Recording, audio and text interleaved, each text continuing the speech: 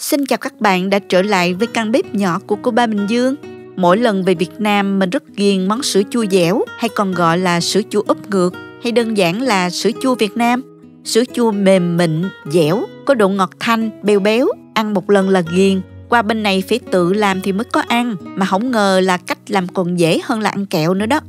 Hôm nay cùng mình vào bếp làm mẻ sữa chua phô mai để cả nhà có món ăn vặt vừa ngon lại tốt cho sức khỏe, giải khát trong những ngày hè nóng bức nha. Làm theo đúng hướng dẫn chắc chắn thành công. Chúng ta có thể xem những thành phần nguyên liệu chi tiết, hình ảnh nguyên liệu cụ thể để thực hiện món này ở cuối video. Để làm sữa chua, mình chuẩn bị ở đây 100g sữa chua làm men cái và 1,2 lít sữa tươi không đường. Đem ra khỏi tủ lạnh để ở nhiệt độ phòng trong khoảng 1 tiếng trước khi làm nhé các bạn.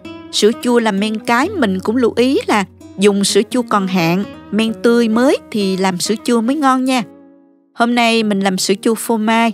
Có phô mai sẽ có vị béo béo, thơm thơm rất là ngon đó các bạn.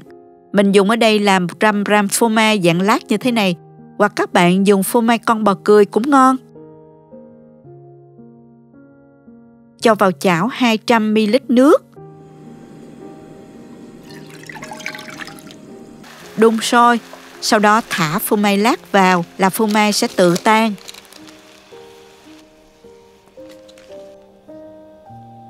Sau đó mình khuấy đều lên cho phô mai tan hết. Nếu dùng phô mai con bò cười, các bạn có thể bỏ vào máy xay nhuyễn, rồi mình lọc qua rây để thành phẩm sữa chua được mịn nha. Bây giờ mình cho hỗn hợp vừa nấu qua một cái nồi lớn để pha sữa chua.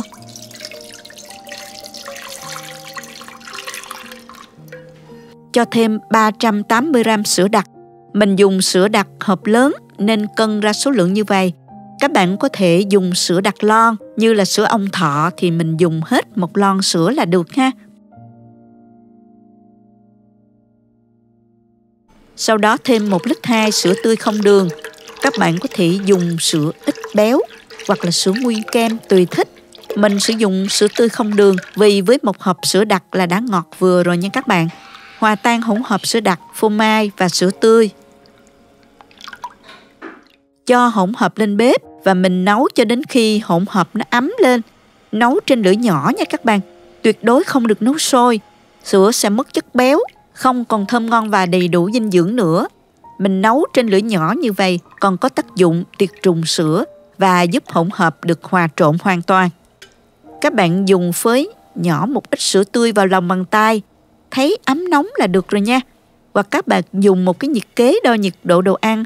Mình đo thấy nhiệt độ khoảng 40 đến 45 độ C là được. Mình tắt bếp nhé. Nếu kỹ hơn thì mình sẽ đun sôi sữa lên 80 độ C để tiệt trùng. Sau đó đợi nguội đến 40 đến 45 độ C để ủ nha.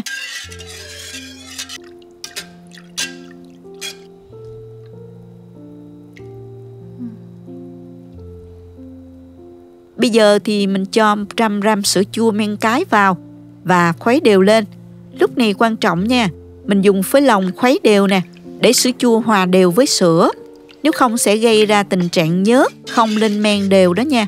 Khuấy vừa không quá mạnh tay, mà mình khuấy theo một chiều nha các bạn. Mình chuẩn bị những hũ để ủ sữa chua. Mình dùng các hũ nhỏ khoảng 180ml bằng thủy tinh như thế này. Các bạn có thể sử dụng những hũ nhỏ bằng nhựa để làm bánh flan hay là rau câu cũng được. Ở Việt Nam có bán những hũ này rất là nhiều nha. Làm bằng hũ thủy tinh thì mình rửa sạch phơi nắng để ráo. Sau đó tiệt trùng bằng nước sôi. Cho hũ thủy tinh vào nồi nước sôi mình trụng nha. Việc giữ vệ sinh các dụng cụ rất là quan trọng để làm thành phẩm sữa chua thành công, không bị nhớt hay là chảy nước nha các bạn.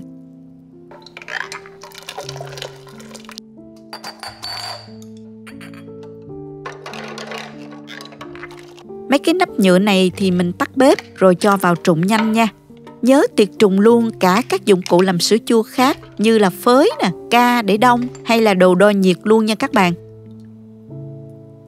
Sau đó mình đổ sữa chua vào các hũ đã làm sạch lúc nãy.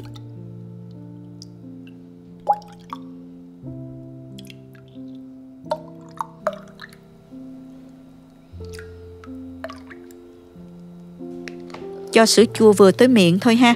Lau sạch rồi mình đậy nắp lại. lần lượt làm cho đến hết nè.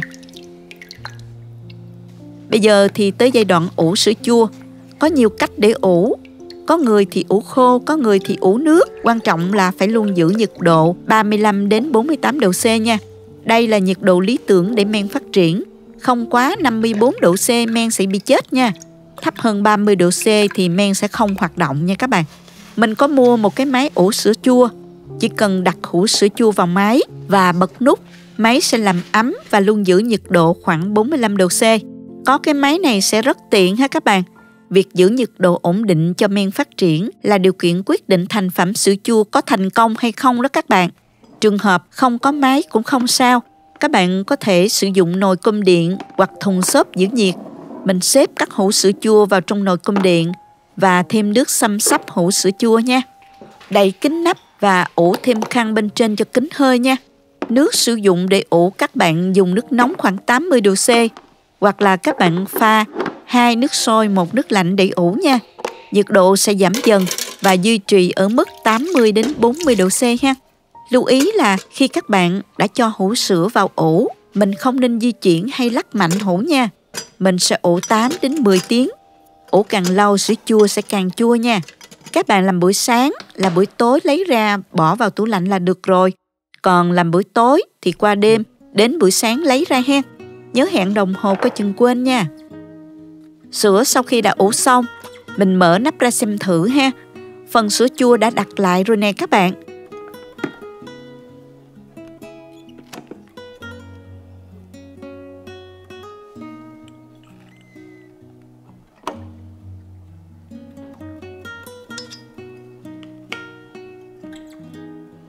Mình sẽ cho vào ngăn mát tủ lạnh ngay để cho quá trình lên men chậm lại, giữ cho sữa chua không bị quá chua, bảo quản sữa chua được lâu hơn đó. Đây là hũ da ua mình đã để trong tủ lạnh khoảng 3 đến 4 tiếng.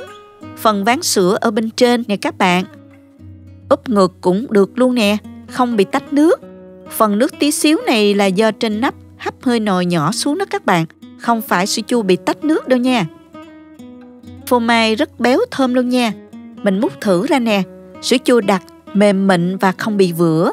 Ngay cả phần sữa chua ở trên muỗng cũng úp ngược mà không bị rớt trượt xuống luôn nè các bạn. Mình ủ sữa chua gần 9 tiếng. Sữa chua có vị ngọt thanh, chua vừa phải nha, rất là ngon luôn. Các bạn cùng làm thử ngay nhé. Sữa chua vừa tốt lại vừa ngon, ăn đẹp da, tốt cho hệ tiêu hóa, giúp hệ tiêu hóa khỏe mạnh nữa. Chúc các bạn thành công nhé. Có bất kỳ thắc mắc, phản hồi xin các bạn nhớ để lại comment cho mình biết với nha. Hẹn gặp lại các bạn trong các video lần sau.